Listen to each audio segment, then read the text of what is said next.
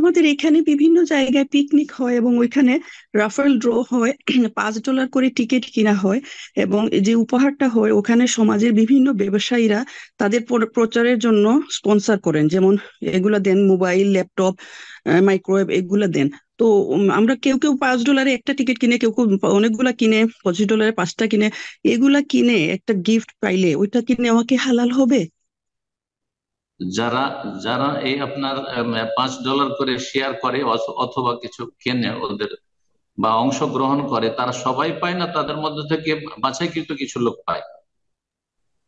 যারা Rafael ড্রতে win হয়, জয়ী হন যারা, সবাই কিনে হ্যাঁ, টিকিট, কিন্তু ওখান থেকে লটারি হয়, লটারি হলে একটা একটা করে সবাই নাম্বার। সবাই টিকিট কিনে, তার মধ্যে থেকে লটারি হয়ে কিছু লোককে দেওয়া হয়, এই তো? জি জি, যারা জয়ী হন তাদেরকে দেয়। এর নাম কেমার, এর নাম মাইসের। আল্লাহ হারাম করেছেন, ইন্নামাল খামরু ওয়াল মাইসিরু ওয়াল আনসাবু ওয়াল আজলামু রিজসুম মিন আমালিশ শাইতান।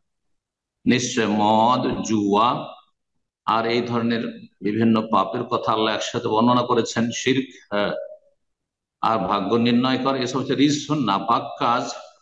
আর মিন আমালিশ শয়তান, শয়তানের কর্মকাণ্ড, শয়তানি আমল। সুতরাং জুয়া হারাম, আর এটি হচ্ছে এক ধরনের জুয়া। সুতরাং ইসলামের লেভেল লাগাইলে সেটা ইসলামকরণ হয়ে যায় না বা ইসলাম হয়ে যায় না, বরং সেটা অন ইসলামিক কাজ, হারাম কাজ। তাতে অংশ নেওয়া যায় না। সবাইকে যদি দেওয়া হইতো তাহলে জায়েজ। সবাইকে যদি গিফট দেওয়া হইতো, যে যারা অংশ নেবে সবাইকে দেওয়া হবে, তাহলে জায়েজ। জি। আর না হলে পয়সা নেবে না, ফ্রি দেবে। কেন পয়সা নেবে? $5 কেন, $1 নিলেও জুয়া। জি। ওস্তাদজি, যদি জি। সময় থাকে তাহলে আমি আমাদের প্রোগ্রামের মাঝখানে যে একটা প্রশ্ন ছিল ওটা একটু ক্লিয়ার করতে আরেকটু বিষয় একটু জানতে জি, চাচ্ছিলাম, কি যদি বিষয়টা? অনুমতি দেন। যে বিষয়টা প্রশ্ন হয়েছিল আপনার লটারি সম্পর্কে, হম হম। বোন প্রশ্ন করেছিলেন। তো জি। এটা এই বিষয়ে আরেকটু জানতে চাচ্ছিলাম যে বোন প্রশ্ন করেছেন লটারি কেনার ক্ষেত্রে, কিন্তু যে লটারি গুলো হয়ে থাকে বা যে প্রোগ্রাম গুলো হয়ে থাকে এগুলো মেলা, যেখানে গান বাজনা এবং অশ্লীলতা ভরা থাকে। তো প্রশ্ন থাকবে এখানে যে লটারি কেনা তো আপনি নিষেধ করছেন, যেটা লটারি হারাম। তো সেই রকম প্রোগ্রামে যে আমরা মুসলিম সেখানে অংশগ্রহণ করতে পারি কিনা, করা যাবে কিনা সে সম্পর্কে আপনার কাছে জানতে না, আমি চাচ্ছি। তো ওটা আমি শুনিনি যে ওখানে গান বাজনা হচ্ছে আর সেই না অনুষ্ঠানে জি, হাজির সেটা হচ্ছে। উনি বলেননি। আমি এটা ক্লিয়ার করছি কারণ উনি একটা অংশ বলছেন।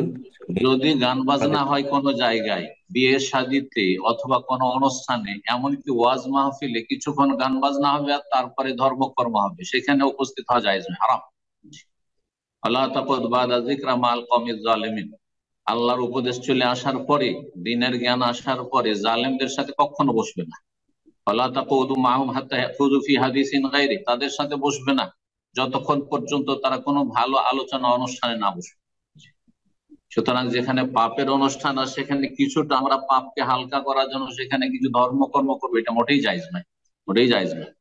আপনি চুপ থাকবেন পাপের উপর, গান বাজনা কিছুক্ষণ শুনলেন, চলো এখন আমাদের ধর্মীয় অনুষ্ঠান চলবে, হারাম এরকম এখানে উপস্থিতি কোন মুসলিমের জন্য জায়েজ নেই। জি, জাযাকাল্লাহ খায়ের।